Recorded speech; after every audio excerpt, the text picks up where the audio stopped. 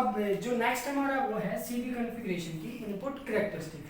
अभी हम लोग देखते हैं, ये आपके पास एक एनपीएन ट्रांजिस्टर है। जो हम इनपुट कैरेक्टरिस्टिक्स है वो हम एक्टिव रीजन में देखेंगे। एक्टिव रीजन में क्या है कि जो आपका एमिटर बेस जंक्शन है वो आपका फॉरवर्ड बायस होता है, जो कलेक्टर बेस जंक्शन होता है वो आपका रिवर्स बायस होता है। तो ये जो कुछ आपका होता है एनपीएन ट्रांजिस्टर, वो कुछ आपका इस तरीके से दो डायोड से मिलके बना होता है। तो ये जो आपका होता है डायोड D2 और ये आपका डायोड D1, तो हम बोल सकते हैं J1 और J2। तो जो आपका डायोड D1 है वो आपका फॉरवर्ड बायस में होता है, डायोड D2 आपका जो होता है वो रिवर्स बायस में होता है।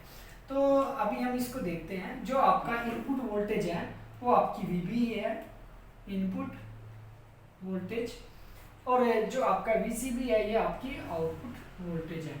आपका जो IE है वो आपका इनपुट करंट है और जो IC है वो आपका आउटपुट करंट है। तो अभी हम लोग देखते हैं कि आउटपुट कैरेक्टरिस्टिक्स क्या होती है। ये ड्रॉ होती है input voltage versus input current, और जो आपकी आउटपुट वोल्टेज है वो इसमें कांस्टेंट होती है। दोबारा सुनिएगा, input voltage versus input current, constant output voltage. तो अभी हम लोग देखते हैं कि जो आपकी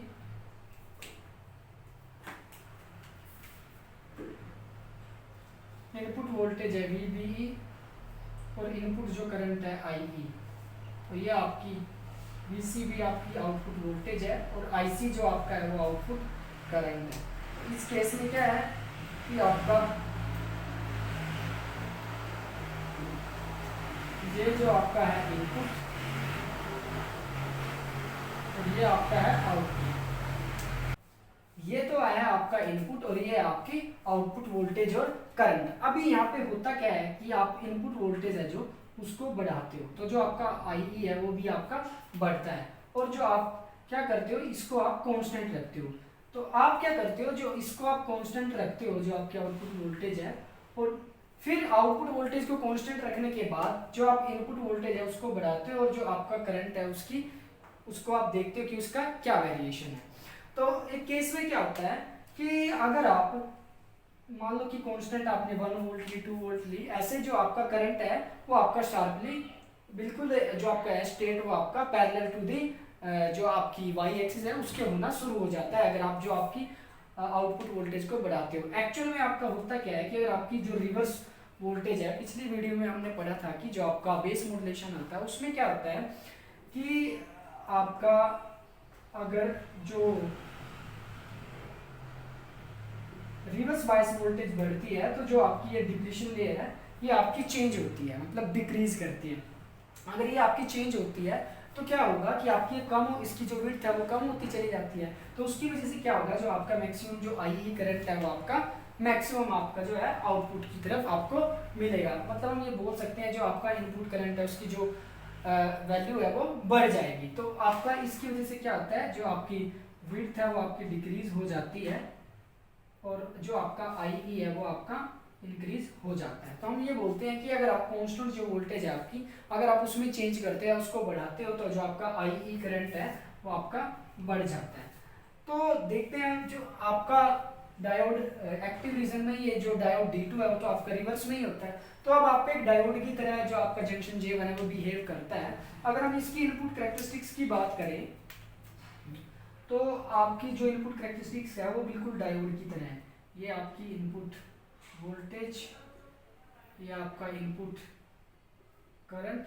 मान लो इनिशियल में क्या किया कि आपने थोड़ा वोल्टेज को बढ़ाना शुरू किया, फिर एक पॉइंट आया नी वोल्टेज, वहां से आपका जो करंट है वो थोड़ा बढ़ना शुरू हुआ ऐसे। तो ये जो आपका होता है ये नील पॉइंट होता है, नी वोल्टेज हम इसको बोलते हैं।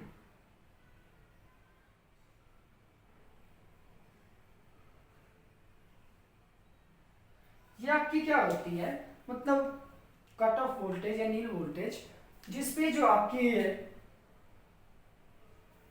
जो कंडक्शन है वो स्टार्ट होती है, मतलब जो आपका डिप्लीशन लेयर है वो ब्रेक हो जाती है और जो आपकी कंडक्शन होनी शुरू हो जाती है। इन केस ऑफ सिलिकॉन ये जो आपकी कट ऑफ वोल्टेज है ये आपकी 0.7 वोल्ट होती है जो आपकी नील वोल्टेज है। मतलब जब तक आपकी जो वी बी है उसकी वैल्यू 0.7 नहीं होगी तो आपका जो करंट है वो 0 रहेगा, बढ़ना शुरू ही नहीं करेगा।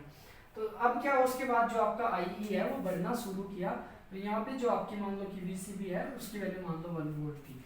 अगर मैं मान लो आपकी जो वी सी बी है अगर मैं इसको बढ़ाता हूँ या चेंज करता हूँ, मान लो कि ये है, अगर मैंने इसको थोड़ा चेंज किया कुछ ऐसे, तो अब क्या हुआ, आपकी जो वी सी बी है वो मान लो 5 वोल्ट थी, जो आपका करंट है एकदम से जो आपका है वो एकदम से स्ट्रेट हो गया, मतलब जो उसकी जो आपकी लिनियरिटी है वो बिल्कुल ही स्ट्रेट हो गई।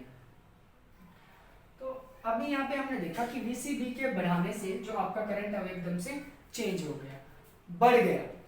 तो अभी अगर हम यहाँ से थोड़ा चेंज को डिनोट करें तो मान लो आपका एक पॉइंट ये है और एक पॉइंट मान लो आपका ये है, तो यहाँ से यहाँ तक एक पॉइंट ये और एक पॉइंट ये, तो ये जो आपका चेंज आया तो ये आपका डेल वी बी, आपकी थोड़ी वोल्टेज में जो चेंज आया वो, और यहाँ से अगर हम देखें तो आपका जो करंट में चेंज आया डेल आई। अब हम यहाँ से जो आपका इनपुट रेजिस्टेंस होता है हम उसकी बात कर लेते हैं। तो आपका जो इनपुट रेजिस्टेंस होता है वो आपका होता है change of voltage with respect to change of current. तो जो आपका आर आई होता है वो इक्वल टू आपका होता है change of input voltage with respect to change of input current, और जो आपका कांस्टेंट होता है वो आपका होता है output voltage V C B.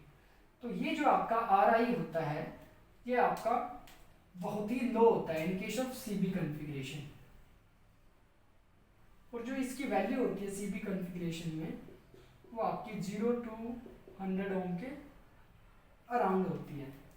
तो इसका जो रेजिस्टेंस है वो बहुत ही कम होने की वजह से हम लोग इस जो सी बी कॉन्फ़िगरेशन है इसका मैक्सिमम यूज हम करंट एम्प्लीफिकेशन में करते हैं। नेक्स्ट वीडियो में हम देखते हैं कि जो हमारी आउटपुट कैरेक्टरिस्टिक्स है ट्रांजिस्टर की वो कैसे बिहेव करती है। Thank you.